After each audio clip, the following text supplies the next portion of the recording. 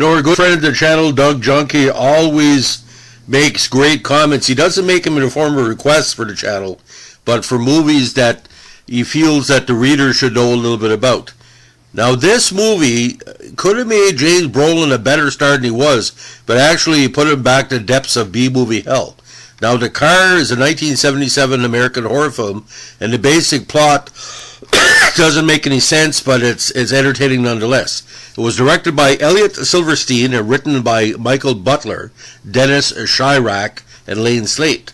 The film stars again James Brolin, a big TV star at the time, Kathleen Lloyd, John Marley of Godfather fame, and Ronnie Cox, along with real-life sisters Kim and Kyle Richards, if you know them, some of the housewives, as Brolin's daughters. It tells the story of a black, unmanned, self-driving, mysterious car that goes on a murderous rampage, terrorizing the residents of a small town. Now, the film was produced by Universal and was influenced by numerous road movies of the 1970s, including Steven Spielberg's thriller Duel, which came out in 1971, and Roger Corman's Death Race 2000, which came out in 1975. A spin-off sequel to Car, Road to Revenge, was released on January 8, 2019, with the great Ronnie Cox returning to the series. Not a very good movie, don't check it out. Now, in the movie, two cyclists riding through a canyon are followed by a mysterious matte black car down the road. At a bridge, the car proceeds to crush one cyclist against a wall and ram the other from behind, catapulting him off the bridge. A hitchhiker, hoping to get a ride, encounters the car and insults it after it purposely tries to run him down. It halts to stop, reverses, and runs him over several times before driving off. Road rage for sure. The local sheriff's office, called to a series of hit and runs, gets a lead on the car. It appears to be heavily customized and has no license plates, as pointed out by Amos Clements, played by R.G. Armstrong, after he saw it run over the hitchhiker. That night, in an apparent bid to kill Amos, the car instead runs over Sheriff Everett Peck, played by John Marley, leaving Chief Deputy Wade Parra, James Brolin, in charge. During the resulting investigation, an eyewitness to the accident states there was no driver, furthering Wade's confusion. Wade then asked his girlfriend, Lauren, played by Kathleen Lloyd, a teacher at the local school, to cancel the upcoming marching band rehearsals for their safety. Lauren and her friend, the wife of Wade's deputy, Luke Johnson, Ronnie Cox, ask him to let them rehearse. Luke unwittingly agrees. Now, the car enters the town and attacks the school marching band as it rehearses at the local showground. It chases the group of teachers and students into a cemetery, killing two birds with one stone, possibly. Curiously enough, the vehicle will not enter onto the consecrated ground. Lauren taunts the driver, which no one among the townsfolk have yet seen. Seemingly angered, the car destroys a brick gatepost and leaves. The police then go on a high-speed chase along highways throughout the desert before the car turns on them, destroying several squad cars and killing 5 of Wade's deputies. None of Wade's bullets put a dent on the car's windshield or tires, much to his surprise. After trying unsuccessfully to get inside the vehicle when it stops, the car has no door handles. Wade is knocked out when the door opens by itself, and the car escapes again. At the hospital, Wade is consoled by his remaining deputies, and Lauren, he later offers to get her some spare, clean clothes. Presentation is everything. Now, that evening, Lauren is at home talking to Wade over the phone, when the enraged car drives straight through her house, killing her. Luke explains that for grief-stricken Wade, killing his girlfriend was an act of revenge for Lauren's insults, and notes it apparently did not enter the cemetery because the ground is hollowed, a biblical reference. Wade concocts a plan to destroy the car in a controlled explosion within canyons that lie outside of the town. After discovering it waiting in his own garage, they are forced to carry out his plans with great haste. Wade is pursued by the car into a mountainous canyon area where his remaining deputies have set a trap. In the final confrontation, Wade and Luke stand at the edge of a cliff and bait the car and running straight at them. They jump aside as it goes over the cliff into the dynamite, causing the explosion. A monstrous, demonic visage appears inside the flames to everyone's shock. Wade refuses to believe what he groups on the flames, despite Luke's insistence. The film eventually concludes with the car prowling the streets of downtown LA, apparently having survived the crash, which basically only makes sense in the movies. Now,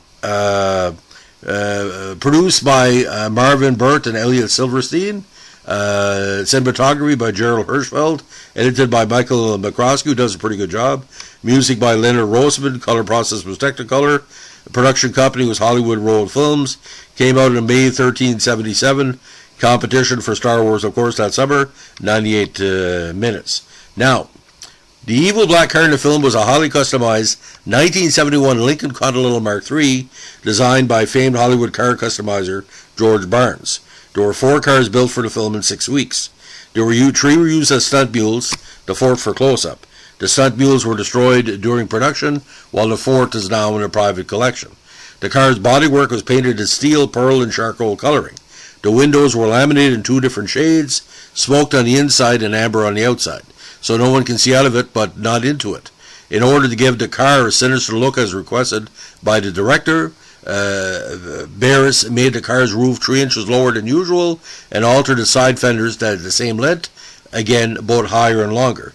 According to Silverstein, the distinctive sound the horn of the car makes spells out the letter X in Morse code. Now, parts of the film were shot in St. George, Hurricane Leverkin Bridge, Zion, Kanab, Crazy Horse Canyon, and Glen Canyon, Utah. Now, the late Church of Satan leader Anton LaVey was giving a technical advisor credit on the film. His quote, "O great brothers of the night who rideth onto the hot wings of hell, who dwelleth in the devil's lair, move and appear," is given in the opening credits as a taken from the invocation of destruction in the Satanic Bible. Now, the film's main theme, heard predominantly throughout, is a reworked orchestral version of the Dies Irae. The theme was intentionally made to resemble more Pilot's 5th part of Symphonie Fantastique, itself also inspired by Dies Irae, rather than Dies Irae as it was found to have a more sinister tone in his original counterpart. Moreover, a derivative of the music was also used in the 1991 movie Sleeping with the Enemy. Now, the film was really panned by critics, citing poor dialogue and acting. It only holds a 28% approval rating from Rotten Tomatoes based on 18 reviews, but found a home in the VHS generation.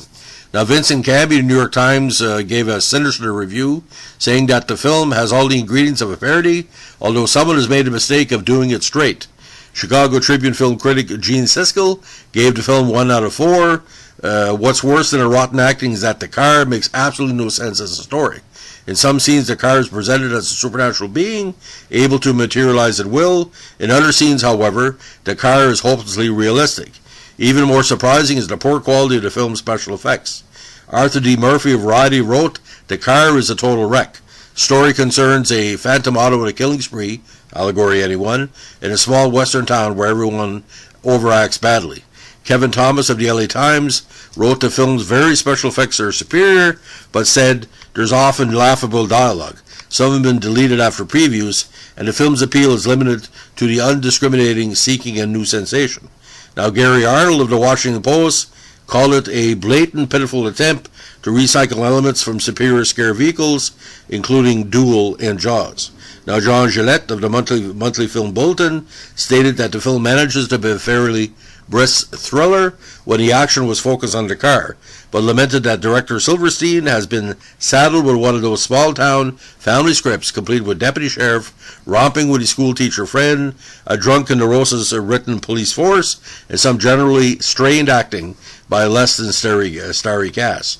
Now, the film is listed in a Golden Raspberry Award founder John Wilson's book, The Official Razzie Movie Guide, as one of the most 100 enjoyable bad movies ever made.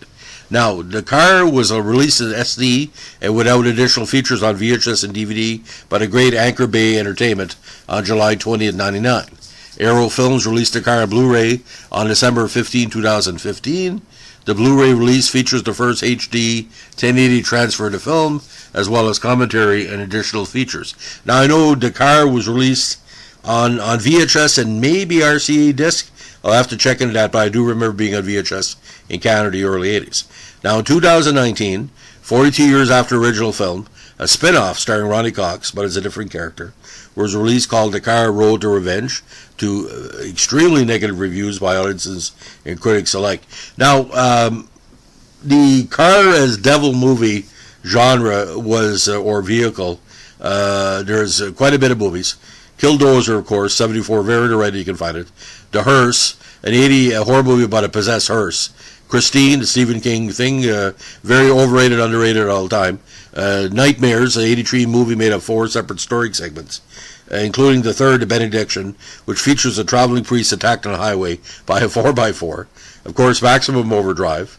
Trucks, which is a 97 version of the Stephen King story, much better. Wheels of Terror, a made-for-TV film of a mysterious car with an unseen driver terrorizing an Arizona community. Black Cadillac, a film about a mysterious black Cadillac that stalks 3 men as they make their way through Wisconsin. Phantom Racer, a 2009 made-for-TV sci-fi film about a race car possessed by the spirit of his driver, seeking revenge as against his former rival.